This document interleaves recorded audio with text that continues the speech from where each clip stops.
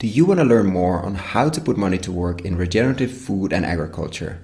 Follow our video course via investinginregenerativeagriculture.com/course or in the links below. Now, on to the podcast.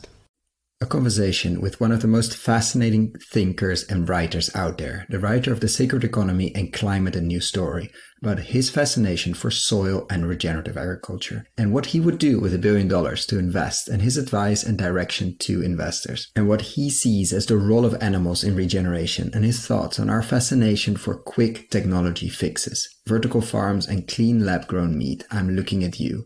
But what is the role for tech in regen food and ag? Plus, why most research on yields and production is flawed, and what returns we can expect when truly engaging with regeneration at its core.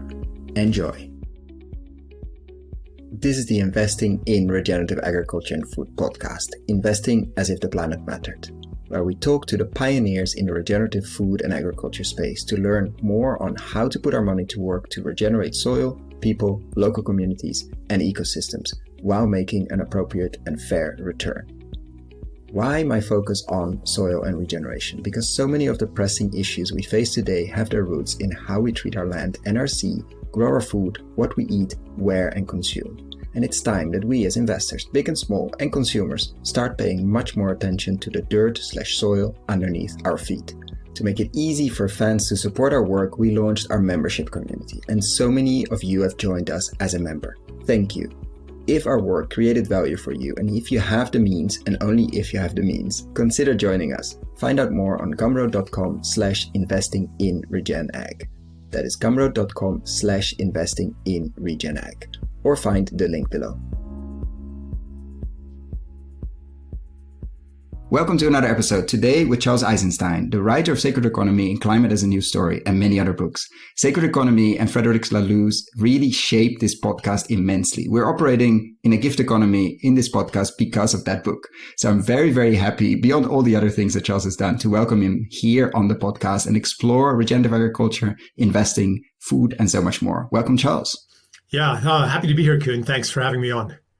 And I think in Sacred Economy that came out just after the financial crisis, you already mentioned, I read it quite a few years later, but you already mentioned soil so much. Like, do you remember when you started to be interested in this, I wouldn't say regeneration movement, but also the soil part specifically? Because I don't think you grew up on a farm or you have very close connections with that. Do you remember when that, I wouldn't say awakening happened, or when that moment happened of like, wow, soil is more than dirt? Yeah, I didn't grow up on a farm, but my father was an avid gardener.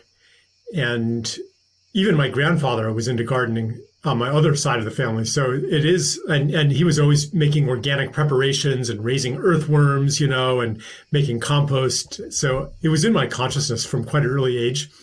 And then in my late teens, I started reading Wendell Berry and other bright lights in the organic movement.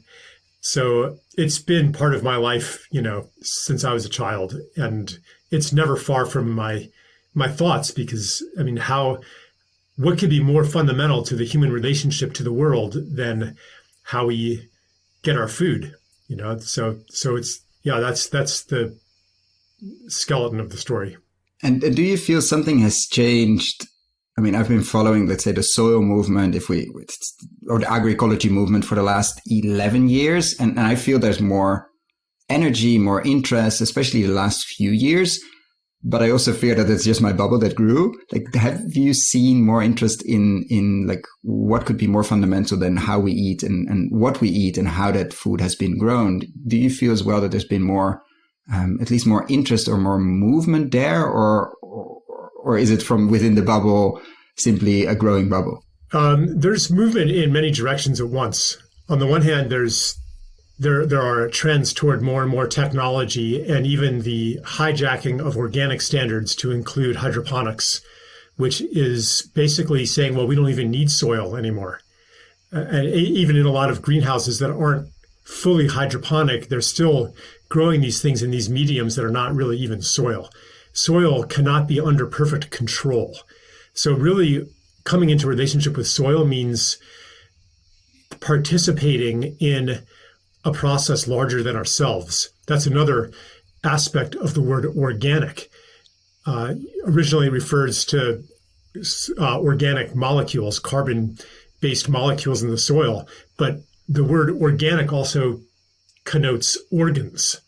So understanding soil as an organism with organs, but also understanding soil as an organ itself, and maybe humans as another organ, and the various species that live in an ecosystem as another organ. So it's more of a really like true organic agriculture understands this organismic principle and understands the principle of participation instead of full dominance. Control. So that's one direction that's happening, that toward more technology away from the soil, which is a trend thousands of years in the making. The highest status in society is usually the person who is not getting his hands in the soil. It's the priest, it's the king, it's the scientist, it's the financial. Which sort of started with the invention of agriculture. Before that, probably right. there were no people that didn't get their hands dirty because we all participated. Right. Ironically enough, yes. But then we have a movement in the other direction that started, maybe back in the 1960s with the Back to the Land movement, which is also a Back to the Soil movement, which is also a cultural re-embracing and a return to our embeddedness and our inclusivity with the rest of life. So in agriculture, as you know very well, then there's a movement toward investing in soil, understanding that the more alive the soil is, the more alive we are, and the richer the soil, the richer the human being. So that's a movement in the other direction, and it seems like they're both happening at the same time.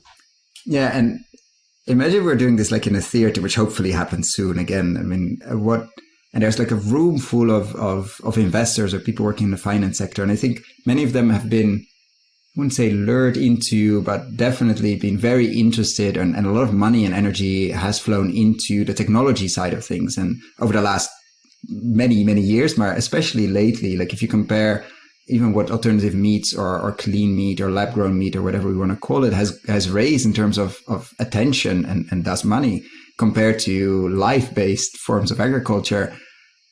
What would we tell them in terms of what would we say on stage to sort of diffuse our technology will save us, or technology will just fix this agriculture problem and then climate, etc. What do you normally say to people that, yeah, but we'll just figure out a technology fix for this, instead of saying like, look, take a step back. This is part of life, and agriculture and soil is sort of reflecting of how we treat that organ, which is our skin, basically, or the skin of the earth. Like what is your normal response to the technology will fix it all or will save us all, which I think many people would like to believe, and thus invest, maybe listening to this as well, invest money into?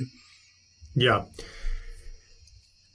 It would very sure difficult be, question, I know. Yeah. It would be very convenient and comforting if technology were the answer, because then we wouldn't really have to change our ways.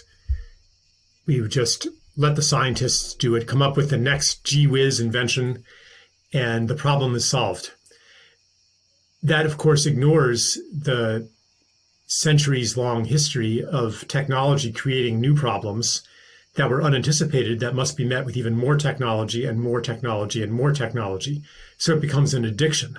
Once you go down that path, you become dependent on the technology. Once you start fertilizing crops with synthetic fertilizers, once you start relying on weed killers, once the soil is degraded, then you depend on those inputs even to maintain a normal, what had been normal.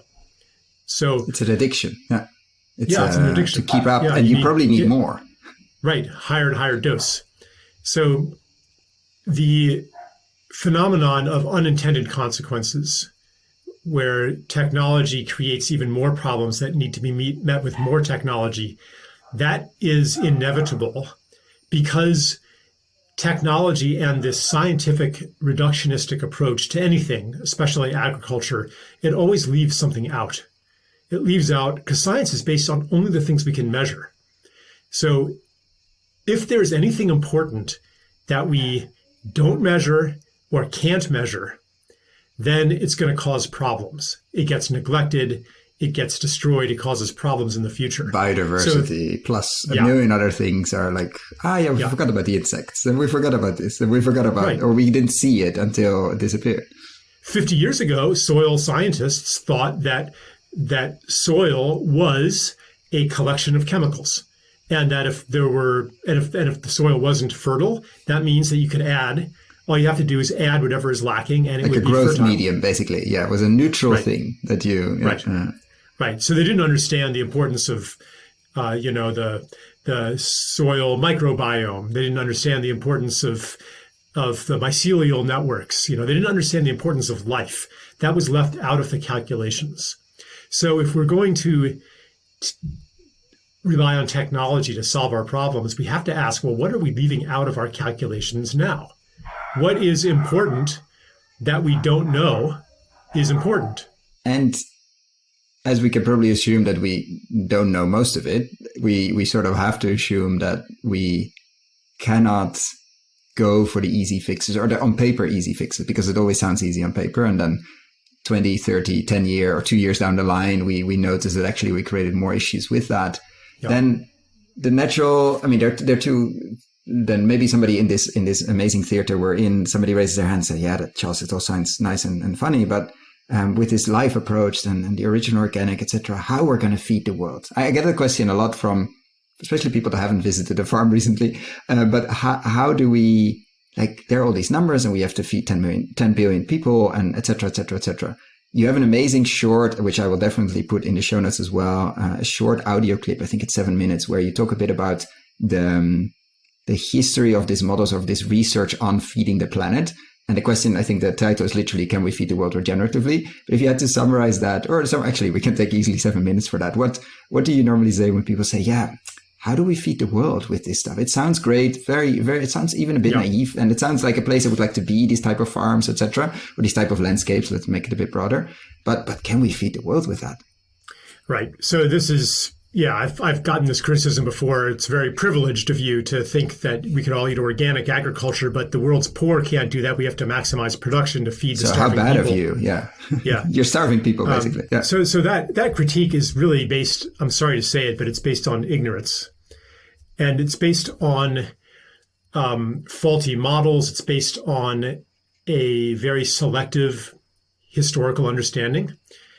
In fact, when organic or regenerative agriculture is done properly, it can produce a lot more food than monocrop agriculture. But it depends on how you do the comparison. So if you're going to compare organic row crops with conventional row crops and hold everything else constant, then the conventional is going to outperform the organic, especially if it's if you're just taking two blank fields and you're controlling all the variables except one. Do you use pesticides on this and not on that? That's just one variable. But organic agriculture isn't like that. You can't hold variables constant. If you're really in the true spirit of it, the growing practices in every place will be unique to that place. So you can't really do side-by-side comparisons like that. For organic and regenerative agriculture to reach its potential in terms of yield, that requires years and decades of building soil, of learning the land, of learning what works in that microclimate, of building a relationship. And building that microclimate even from scratch in many cases, yeah. Right. So if you did that, if you somehow could do a study where you compare that true organic practice over 30 years to conventional practices over 30 years, you get very different results. But even without doing that, there's still an awful lot of data that shows that small, diverse farms can outperform large farms. But it depends on the crops too. If you're going to say, well, we're going to only measure commodity crops, then the difference is not, it's not so clear then that organic. But even there, I think we see people that are outperforming. And I mean, of course, if you choose commodity crops, choose, in some cases you don't, but you don't choose, you're forced into or the circumstances. But then you also, have to be part of the commodity system after, which means you're a price taker, and which probably means very low margins, if margins at all, which means leads to a whole other array of issues. And then I would imagine another question coming up, like, okay, what about the returns? Like, are we, and I hear that a lot in regenerative agriculture. My response usually is we have extracted so much from these ecosystems that there are potential returns. There are absolute returns to be made, depending how you do it, what you do. Obviously, it's not going to be 25% per year or whatever crazy amount we can get in certain, let's say, stock market operations or casinos or bets we place in other places. But there is a debt to pay. There is a restoration needed. There's a trough down, like there's a valley there. We don't know how deep it is. Depends on the place how deep it is. And I think an old-grown forest has like 3% growth. Maybe that's what we can harvest, or maybe we can't. What is your answer on the returns? The question of returns is related to another issue that I wanted to bring into the yield question, which is the people making these projections about world population and can we feed the world. They take certain trends for granted that are actually part of the problem.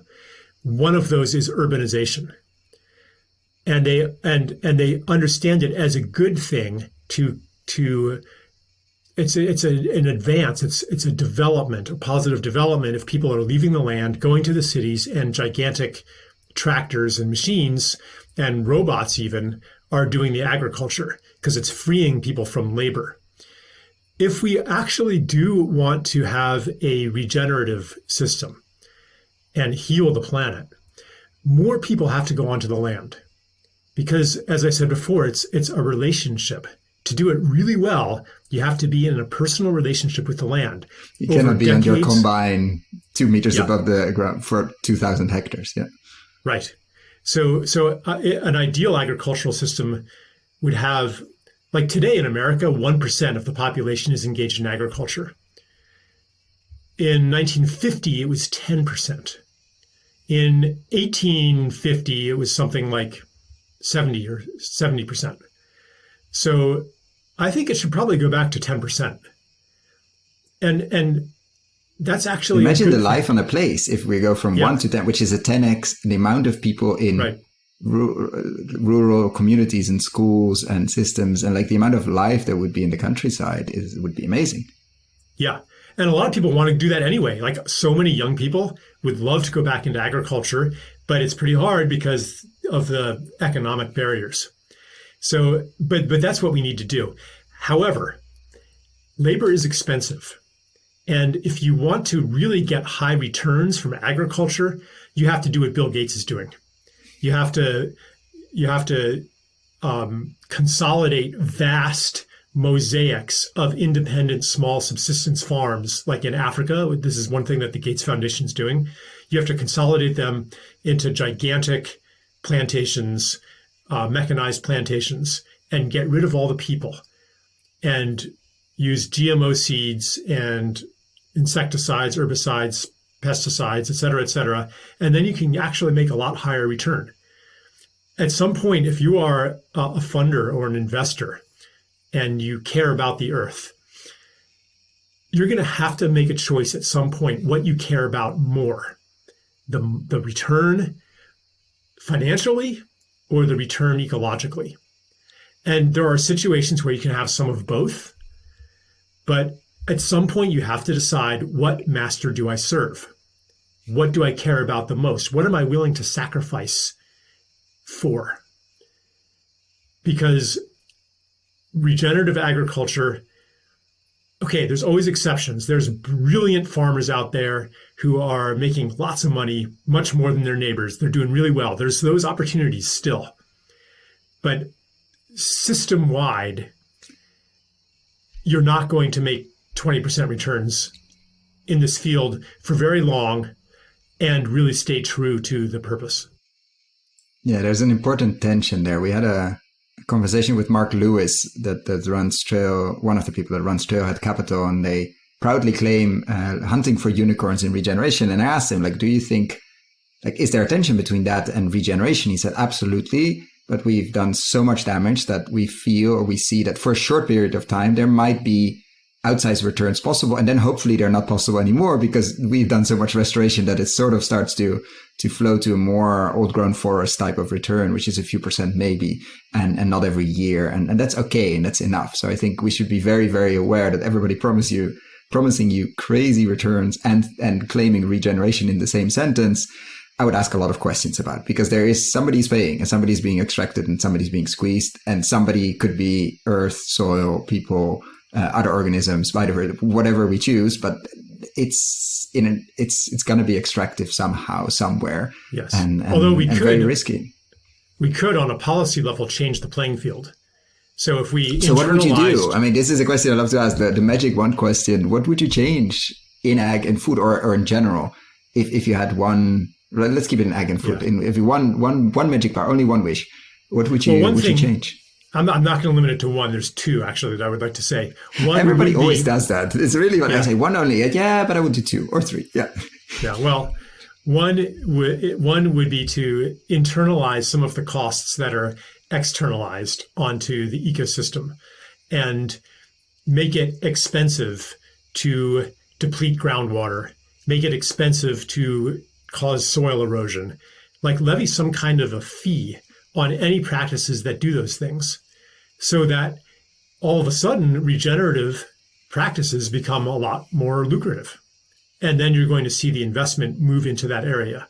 So we don't have to just rely on the occasional unicorn or on the altruism of investors who, they're under their pressure to make a return as well. It's not like they're greedy necessarily. Maybe they are, heading a pension fund or something like that. So we can't make things black and white like this. And in fact, trying to blame greed for our problems is the same mindset as trying to find the weed or the insect that is causing all the damage. Find the one thing to denounce and to attack. If only that would disappear, the weeds, then we would be fine. Yeah. Yeah. So we can change the playing field. And that's something that has to happen on a policy level. And then, if I had $1 billion, say, I'd be thinking more in terms of philanthropy, but it might work through an investment model too. I would invest in young farmers, get them on the land. I guess. So would you then buy land, like getting them on the land, meaning you would be the regenerative Bill Gates, quote unquote, like you would buy it, hold it, probably no speculation, you would never sell it, I'm imagining, and then getting young farmers on it to do what they do best. And if they don't have the huge lease necessity, they would do very different farming practices because they can do it. Yeah, buy the land, then maybe give it to them with a below market rate mortgage conditioned on them doing regenerative practices, and have some kind of accountability that is not only based on metrics, but is based on some community function where there's a community of regenerative farmers that when they inspect each other's farms, it's from the perspective of, I'm going to help you be an even better farmer. And so there's a network of trust that is built that has financial backing that say, I'm investing in you to help our society make this transition. So you're not going to be under as much pressure to convert your soil into money, which is, despite the best intentions, that's what happens to a lot of farmers. So they need a bulwark to shield them to some extent, at least, from those market forces. And it's not perfect, but yeah, we got to invest in. So it could be, buying land, as I just said, or it could be, hey, we're going to support you for, $20,000 a year for the next 5 years for you to learn your trade. And we're going to maybe support apprenticeship programs at regenerative farms. There's like so many things that we could do if we turned our money that way. And some of them would be philanthropic, and some might be investments. Some might be up to governments to do things like that. But that's kind of the way I think about it. And it really seems like the focus you would take would be on literally getting more people on the land, getting more people engaged with the land. And I think it's a very valid one, as agriculture seems the best gateway into a lot of other very, very tough questions we need to ask ourselves. But like that relationship with land and food is probably the best entry point there. And what would you then say to this room of investors? Okay, we like support young farmers, and that might be part of your portfolio. What is then the role? They say, yeah, but what about technology? What about I'm looking at some robot company, etc. What would you give them as questions to ask? Because there is a role for technology, but we need to be very selective. How would you assess technology companies or technologies, let's say, in regeneration to help the young people on the farm? Because there might be very interesting technologies we can use. What would you ask those technology companies to flush out the ones that are just looking at, let's replace everybody with robots, to the ones that are actually relevant for regeneration or could be relevant for regeneration? Or don't you see a role for technology, let's say, at all? I'm just thinking there's robots now that pick strawberries, which is very hard labor. My brother is a farmer. I've spent mornings picking strawberries. It's hard on your back. It's hard work. I don't think anybody should be picking strawberries all day for an entire strawberry season. It's drudgery. As long as we have a system that requires that, we have enormous strawberry farms, rows and rows of strawberries, then yeah, robots are an improvement over human labor. But if you're growing them in the most beautiful possible way, then for one thing, you can't have a large enough field of strawberries to justify a robot.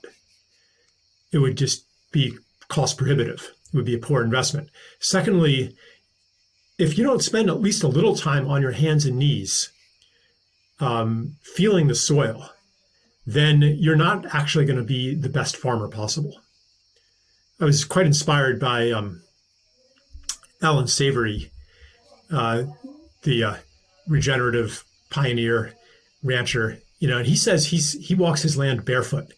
The only way that he can tell exactly where to move the herds is through his feet, because he can feel the soil. He can feel the land in a different way that way.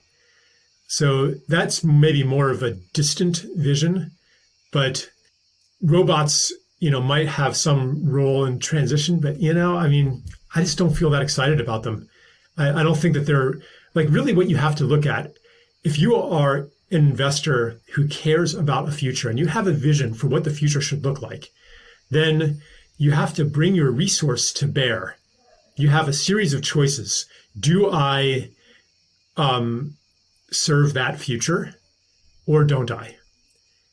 And every investment opportunity that comes up, you can ask, is that a step toward the future I want to see, or is that a step away from it? Now, some people might think that a future of these clean, shiny robots doing all the work while we're sitting in front of our computers having digital experiences is the best possible future. I do not want that future. My beautiful future has a mosaic of small farms and gardens, and 10% of the people are farmers and 50% or more are gardeners, and it's a varied landscape and it's biodiverse. And yeah, we got our hands in the soil more. It's not bad to get dirty. And so this requires reversing a lot of deep cultural prejudices that go back to ancient times, where the peasant, the lowest on the totem pole, was the dirty one. And we want to go back to connection to earth. And that change in values undergirds any kind of positive change we want in our relationship to nature and to soil. We have to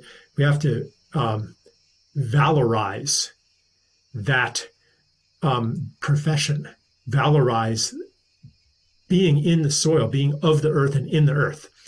So when it comes to robotics or these gigantic hydroponics factories that you have in the Netherlands, I'm sorry for that. Yeah, there's a lot of investment potential there. You can make a lot of money that way, but is that a step toward the future that you really want to see? And you brought an interesting point up there on connecting back to soil and nature. And what do you see?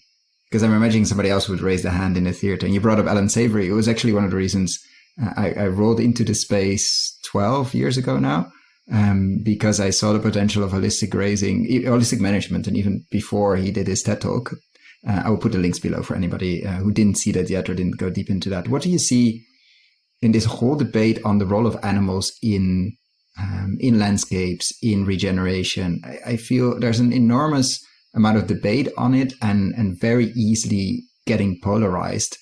How do you normally move in that space? Because you bring up Alan Savory, you bring up the relationship to animals and to the rest of the world and to nature around us. How do you normally move in that space of where it really easily gets would even say quite nasty in a discussion around vegan versus this versus that, et cetera, et cetera? Yeah, I've been interested in Alan Savory for quite a while, and I've interacted with him a couple times, and am quite humbled by the man.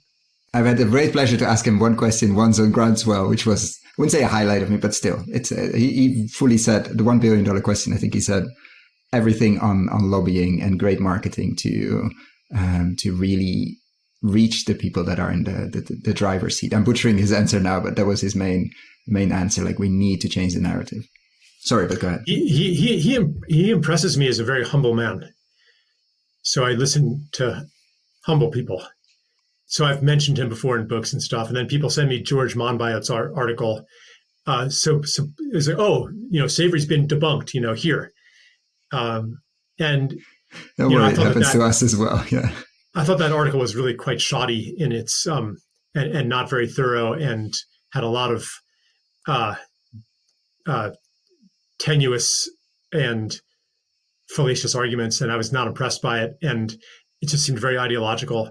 And part of our culture's dysfunction comes through a escapism and a denial of death, and a denial of ourselves as part of nature. You would see them as the same thing? Like, we have to accept we're part of nature, and thus it's like we're trying to transcend. That. That's right. Like, we're trying to transcend nature. And ultimately, this is the ultimate goal of the technological program, is to transcend death itself. And in some of these futurist visions, we upload our consciousness into computers, or we have constant genetic and nanotechnology interventions in our bodies, and we achieve immortality. We become no longer natural. So part of that, and we see in our culture in the West, a denial of death in so many ways. We hardly ever see a corpse, for example, in modern society, and old people are shunted into these warehouses, these nursing homes, and until they die. Yeah. And we have a fetish for youth, all this denial of death that suggests that we can somehow exit the cycle of nature. So I think that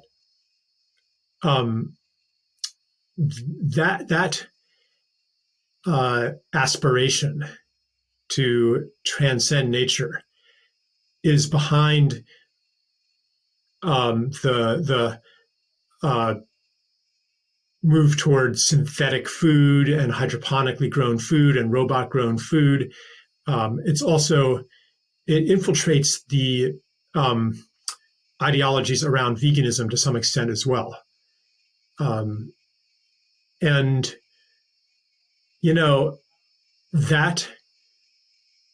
I've got nothing against vegans. I wrote a book on this issue as well, actually, called The Yoga of Eating. It's about deep self-trust and what does the body guide you toward. So if it guides you toward veganism, fine, then trust that. But I think that and it depends on the place, but generally speaking, animals are really important to make the land into a whole organism. I don't know of any ecosystem that doesn't have animals on Earth. So the question then is, what are the right animals and how to incorporate them? And that requires deep familiarity with the land. It's funny you say incorporate there. Yeah. Yeah. Yeah. So, there's many, the kind of grazing that Alan Savory does works in some places and maybe not others. So it shouldn't become a dogma in and of itself. But yeah, there's so many people using animals to heal land that you can't just ignore that on ideological grounds and say, well, that must be bad because, eating meat is bad. And also there, I think where we started with this as well, it's very cherry picking on the research side. I mean, the amount of the debunking Alan Savory and all of that, if you look into that, just the fact that there are no good peer reviewed papers doesn't mean it's not true. I think that's for many things, but the fact that hundreds of thousands of farmers are using, or livestock farmers or ranchers or whatever you are, where that code are using methods or processes similar and having amazing results should count for something. And most farmers I know, at some point when they're in their regenerative journey, they will integrate animals to a certain extent, and they never go back. Like, it's not the other way, which is very interesting. Like, there happens to be a role of animals, and I think the second question is, should we eat them or not? That depends on you, etc. But there is definitely a role in regeneration, and obviously that role is not inside a CAFO operation being shoved grain down your throat. I mean, let's be very, very clear. That's the last thing we should do. But it's very interesting how that debate gets incredibly heated in 2.5 seconds, basically. And even bringing up Alan Savory triggers a lot of things in people. I wonder what that is.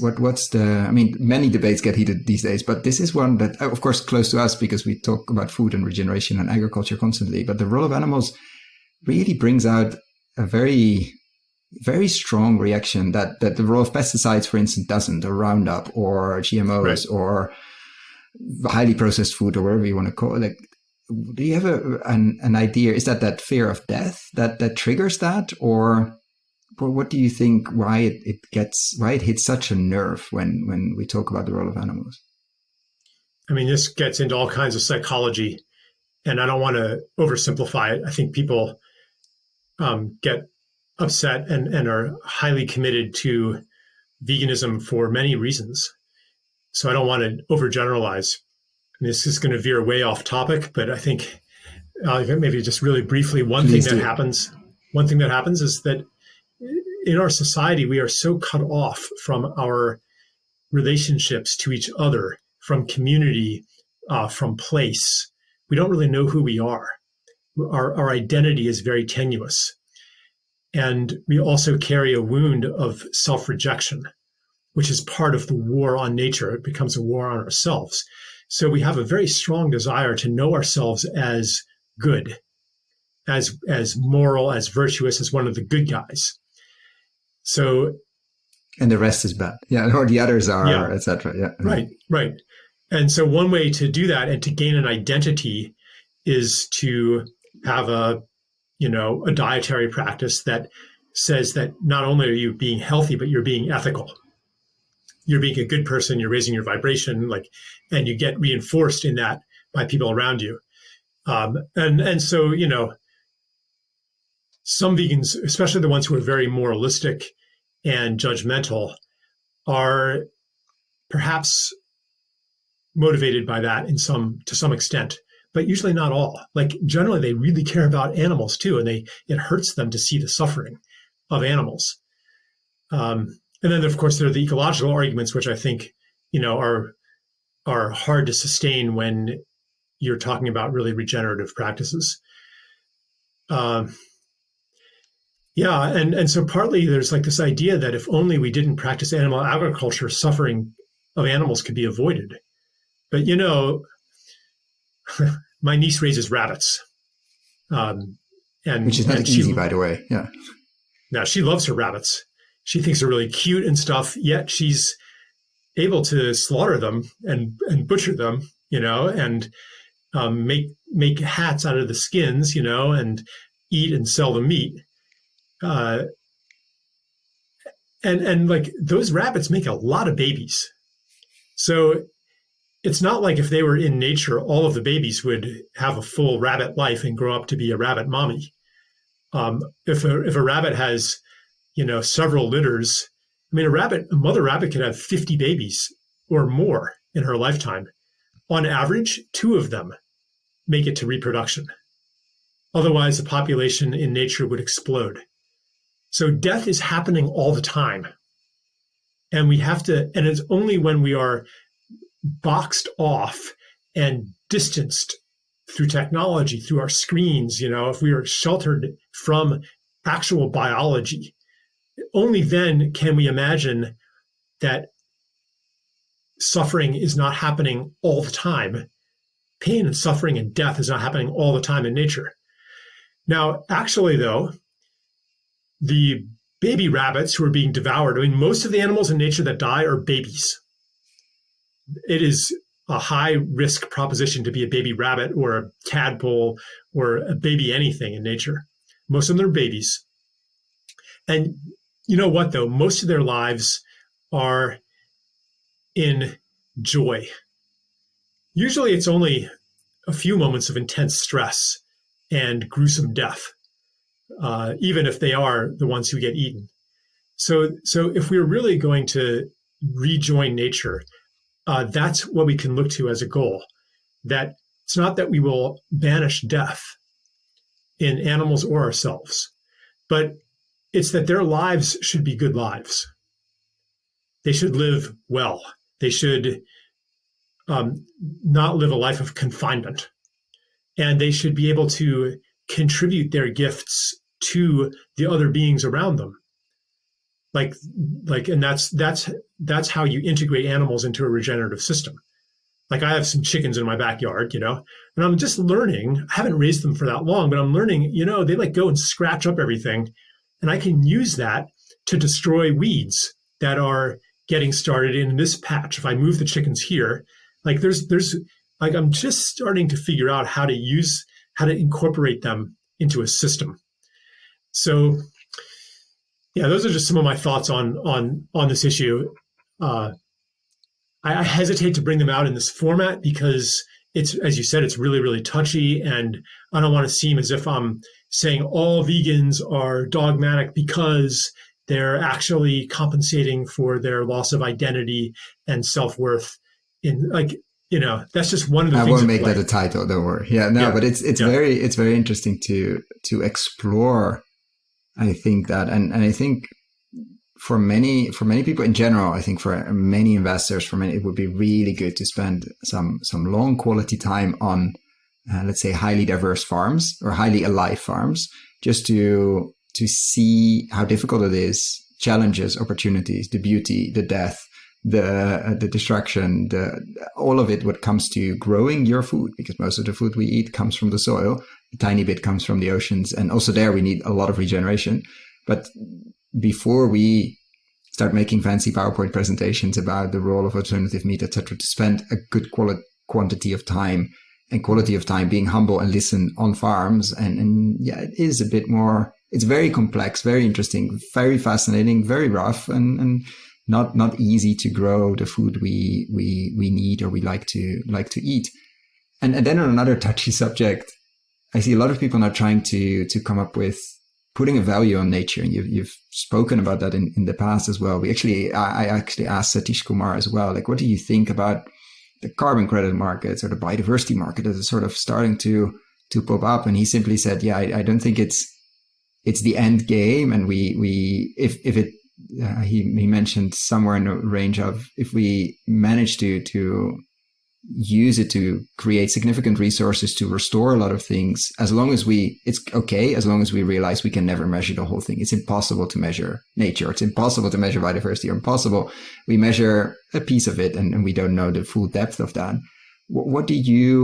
Because a lot of the extractive returns we've gotten over the last decades and centuries are because we pulled in more into the money system. We pulled more of nature into the money system. What are your hopes and fears, let's say, of this putting a value on nature movement that is sort of happening? Or if we just quantify it, then we'll manage it better. What do you normally think about that, or what are the first thoughts that bubble up in this another massive rabbit hole, obviously? Yeah, I agree with Satish about this, that maybe as a temporary expedient, it can be useful. Transition. Yeah, to put a value on things that had zero value before, as long as we understand that whatever value we put on it is less than its true value, because you cannot reduce the sacred to a number. So, and this isn't just a philosophical objection, it's very practical. Because if you put, say, the value, put a number on it, put $1 billion on the value of a certain forest, or a forest or an estuary. Yeah. Well, if you say that it's worth $1 billion in ecosystem services, then you are agreeing that if you could make $2 billion by digging the whole thing up and putting a lithium mine there, that you should do it. And if you have, if you're trying to internalize costs with policy and say, okay, you can do whatever you want in the land, but it's worth $1 billion in ecosystem services, so you're gonna have to pay $1 billion fee. It's better than paying no fee, but it's better not to build a mine. Elon Musk comes in there and he's like, oh, $2 billion worth of lithium here. Let's do it. And yeah, that $1 billion is an expense. So it undervalues how can, and the base assumption is that Earth itself is worth something. X, yeah. Is worth X. How do you ultimately calculate the monetary value of ecosystem services if you're not, what's the basis of that calculation? It's because that would suggest that we can just cut everything down and move to Mars. And then, because that was so what would you then do is say, okay, we currently can estimate it's $1 billion with our current, and we know it's way more. We're not even going to say 100x because we just don't know. But that's what we currently can imagine is this, or how would we then frame it in that transition period? Global GDP, like the gross world product, is about $100 trillion annually. Okay, give or take. So at a normal discount rate, you could say that the value of the Earth is something like $5 quadrillion or $10 quadrillion, something like that. So that's obviously absurd. If aliens came and said, we're going to make you a deal, here's $20 quadrillion and we're going to buy Earth from you, and we're going to drain the oceans, and we're going to just our shareholders say we should do it. We have to seriously consider that offer. So obviously the Earth is not worth any amount, and therefore anything that is an integral part of Earth is also not worth any amount, any finite amount. So we have to really understand the limits of this way of thinking. It might have useful, expedient applications, but we have to feed something else into our collective and personal decision-making besides numbers. We have to have some other way to guide and govern economic, industrial, technological activity. Can't just be by the numbers. We have to incorporate other values besides value. Because the numbers, you can make the numbers tell everything as well. Like it's very easy to spreadsheet economics, especially agriculture, is not the real deal. So where, and I love to ask this question, not always at the end, but in this case, I want to be conscious of your time as well. Where do you, I'm imagining you don't go, maybe now with your chickens and interest in Ellen Savory, but go to a lot of regen ag conferences, let's say, or regen ag and food conferences. But when you meet people that are interested in regeneration or regenerative agriculture and food, where do you see that you think differently? Where are you contrarian? What do you believe to be true? And this question definitely is inspired by John Kemp. What do you believe to be true about regenerative agriculture that others don't? There are many things. What is the main one that pops up now when I ask this question? Yeah, regenerative ag conferences are like, I have the feeling like, these are my people. I feel very at home in them. And it's not that I have any serious disagreements. I'm fascinated by all the especially the cutting edge technologies. And we can talk about technology in many ways. So what is the technology that fascinates you the most at the moment? Like I guess there's one that's the most, way. But for example, the guys doing like the Korean natural farming stuff with all of the fermentations, and developing ways to use bacteria and microorganisms to enhance the aliveness and productivity of a farm. Like, that's fascinating. What would our agricultural system be like if we poured the billions of dollars into researching that and supporting young researchers doing that we now put into making GMO seeds? And yet you said $1 billion, you said, let's put young people on the land. Yeah. You could also put it on the technology, but this kind of technology side. Yeah. Which maybe has a bigger multiple effects. And there's other technologies that are maybe farther out there. There's a whole biodynamic system. There's ancient and indigenous understandings of how to plant with the moon or astrological things. There's which are surprisingly practical if you look at large scale biodynamic farming, they've been following that for very, very proven, very deep into the right research community. Let's say not the general agriculture university ones. They always think that these biodynamic people are the weirdos in the corner. Yeah. But it's been working at scale for a long time. This is not something that we recently stumbled upon or something. It's right.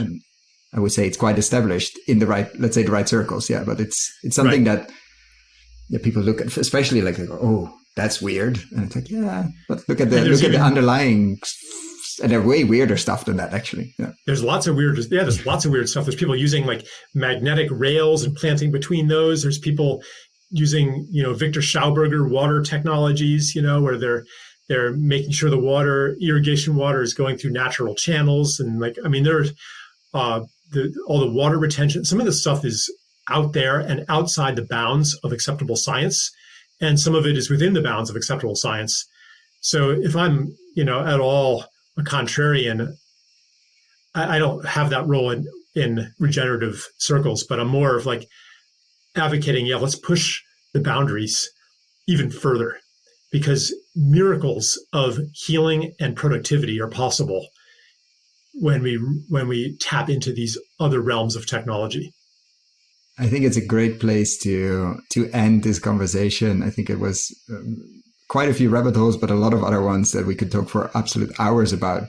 But to the push our boundaries and to push into the unknown or the known. We already know it, but it let's say has to come into the realm of acceptance is, I think, a very, very good place to end. I want to thank you, Charles, so much for your time this morning. You have a very busy schedule, and I thank you so much for taking the time to share some of your thoughts with us today. Yeah, it was my pleasure, Koen. Thanks. Thank you so much for listening all the way to the end. For the show notes and links we discussed in this episode, check out our website, investinginregenerativeagriculture.com/posts. If you like this episode, why not share it with a friend or give us a rating on Apple Podcasts? That really helps. Thanks again, and see you next time.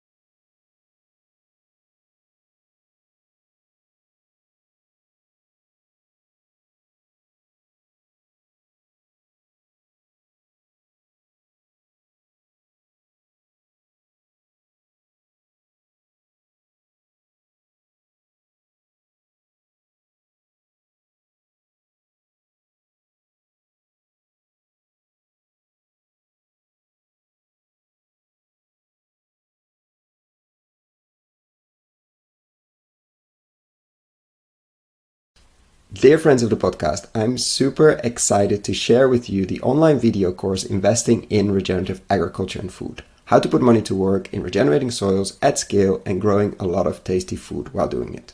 Why are we doing this course? After 100 interviews and more than 100 hours of audio asking the question how to put money to work in regenerating soils, and have been following the space since 2011 and recording this podcast since 2016, we thought it was time to share our lessons learned. What have we seen in the space over the last years? How have we built our decision-making framework? What to focus on with the podcast? How have we picked interviewees? What questions should you ask? What is happening in the space? What should you read? What should you listen? What should you watch? How to approach this space? For whom is this course? You, the soil builders and investors in this space. The soil builders, people working in this space, entrepreneurial farmers, fund managers, vehicle builders, crowd investing, platform builders, ag-tech companies, farm-to-gut food companies, permaculture, keyline designers, holistic management consultants, etc., etc. People that are building soil at scale. And the investors who are putting their own money to work through their family office or as private individuals, or people who are putting other people's money to work through foundations, institutional capital, banks, insurance companies, etc. Is this course free? No. This is pay what you think it's worth.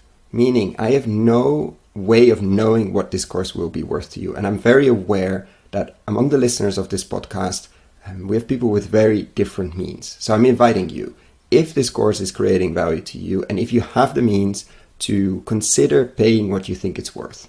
Thank you.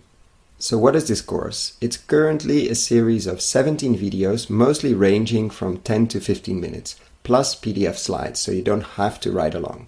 We're gonna look into why invest in regenerative agriculture and why extractive agriculture is so risky, how to invest, what kind of frameworks you could and I think should build, what to invest in, what kind of co-investors you could find, or what kind of investors you could find if you're a soil builder. Every lesson will have a digging deeper part where I will share what kind of reports, what kind of interviews, what kind of videos you can look into if you want to dig deeper. We're going to look at nutrient density, landscape design, and a lot more. So what is it not? It's not a list of investable deals. Unfortunately, that doesn't exist in this world. We're really at the beginning of the regenerative agriculture and food revolution. It's also not investment advice. Before making any investment, please find professional investment advice. So get ready, get a cup of coffee, a cup of tea, or whatever you're drinking. Click on the link below, sign up, and I'm really looking forward to your feedback.